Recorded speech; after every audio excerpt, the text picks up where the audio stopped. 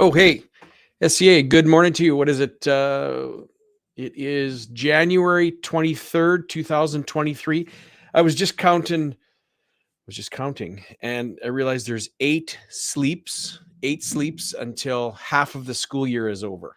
I know you'll like that. I know you'll like that.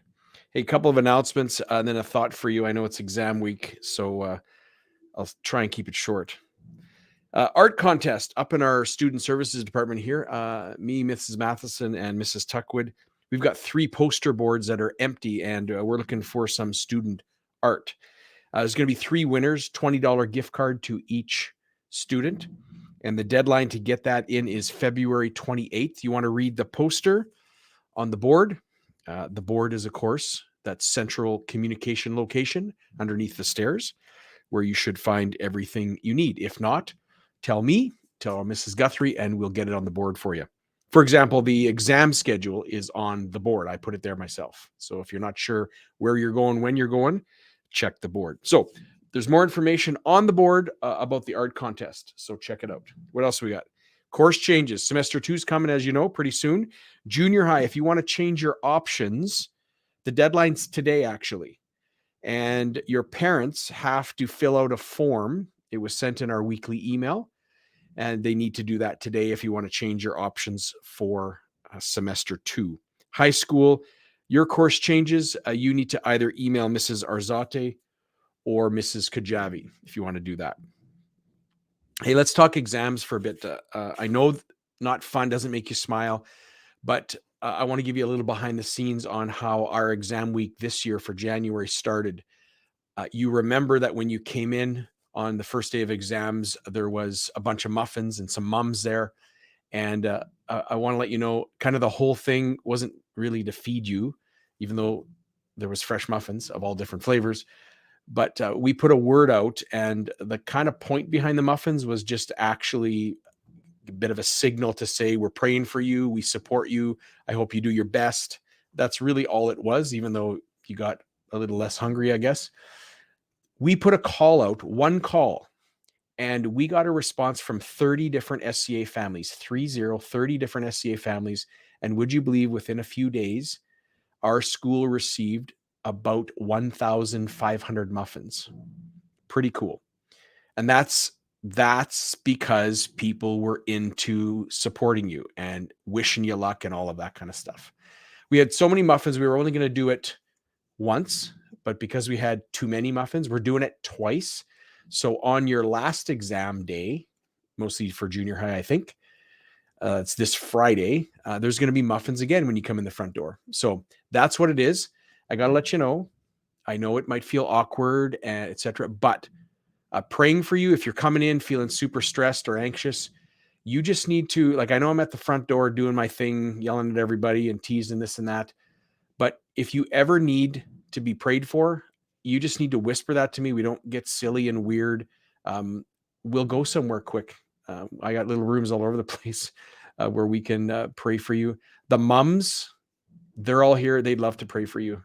In fact, on the first day when the muffins were handed out, round 1, they were walking the hallways praying for you guys while you're writing your exams. So we're really grateful for our families that are really supportive. And maybe we need more and more now, since this is a tough time. We're going to do it the 3rd week of June as well. So anyways, the exam schedule's on the board, and muffins this Friday. Pretty cool. If you want prayer, just ask. Pretty excited about that. Hey, I got to tell you, one of probably my most I ever studied, and I didn't always study for exams, I'll be honest. It wasn't always the studious type. But in post-secondary, the longest time I studied was 17 hours. I timed it. Other than going to the bathroom and having a snack, I stayed up, and I remember laying on the floor in the middle of the night. My whole family was sleeping, and I literally remember like holding my eyes open, like I couldn't hold them. I was so tired, but I had to study. I was kind of, I was totally worked up about this certain exam. I don't remember what subject it was, but I needed to pass. I needed to do great. I knew I didn't understand the material very well. I went for extra help, all that stuff, and still didn't get it. It was really stressing me out. Study. Well, I felt myself kind of getting, I don't know, a little out of control in my head. Like I started worrying, and the studying I was reading, and it just went right through my head. And whenever that happens in my life, my little tip I do to myself, a little secret, I literally tell myself to stop. And sometimes I've even said it out loud, just stop. And there's one more thing, like some of you guys do that, just stop and take a break, whatever, come back. But there's a second thing that I do, and it's actually a pretty dominant theme in the Bible, pretty cool. And it is remember. So I don't just stop myself, but I remember some things. I remember some human things too, like, hey, I've done exams before. I've studied my best. This is the best I can do. Keep going. I'll eventually understand it. Like I say some kind of human lines like that. But that for me, and maybe it's, of course, a pastor would say that, but for me, that's not enough. I remember, and I pulled some, just listen to this. The theme of remembrance is kind of a big deal in the Bible, actually. Listen to this. Moses, he encouraged the Israelites to only be careful, it says in Deuteronomy, only be careful and watch yourselves clearly so that you do not forget the things your eyes have seen or let them slip from your heart as long as you live. So remember, like not forgetting, remembering is a recurring theme throughout the Bible. God constantly reminds his people to remember what he's done in the past. And that's going to enable them to trust him in the present and in the future.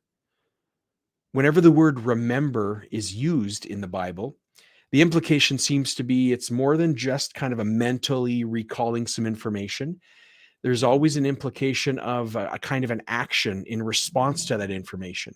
So for me, when I remember what God's done in the past, protected his people, loved his people, that practically makes it actually calms me, it reminds me, and it actually helps my stress and anxiousness decrease when I remember, listen, I have done the best. It's almost like the cheesy phrase, God will do the rest. There's something to that. There's something to that. What else? The Psalms in the scriptures. The theme is clear in the Psalms as well. There's many hymns and laments that call to mind God's past acts of deliverance. Such reminders build confidence in God. He's shown himself in the past to be a reliable savior, and he will do it in the present. In my Bible here, I've got a Psalm. I looked at some remembrance scriptures up, and Psalm 119 says this: remember your promise to me, for it is my only hope. Your promise revives me. It comforts me in all my troubles. The proud hold me in utter contempt, but I do not turn away from your law. I meditate on your age-old laws. O Lord, they comfort me. It's cool. So just to conclude that, it's pretty easy to get discouraged. I know what that feels like when you're going through various trials. But when one intentionally remembers God's love and faithfulness, it gives hope. It really does practically give hope. And I hope that helps you today. Let me just close with some great news, maybe for you. No school next Monday, PD day off just before the second semester starts. Second semester starts on Tuesday. And would you believe the next week after that, teachers convention on February, 9th and 10th. So that's a couple of Thursday and Friday from now with teachers convention. So that's pretty cool. We got 2 short weeks coming up, a 4-day week and a 3-day week. Well, short week for you, not for us. So lastly, we have a student versus teacher game coming up February 1st. Thank you, Mrs. Tuckwood, for arranging all of this. Great job. Our grade 8 and 9s, you guys are going to form a team and you're going to play the staff. Of course, you'll lose. We always say that. And the staff, we've recruited some people. They're all members of our RCMP squad in Sherwood Park, led by our fearless school resource officer, Constable Matlock. So we got 8 RCMP officers coming to join the staff to take on the grade 8 and 9s. We are playing basketball, I believe. Okay, so maybe we won't win because we're going to be out of shape and tired and all that kind of stuff. So maybe you have a chance, but the competitive me, I feel like you don't have a chance. We'll figure it out.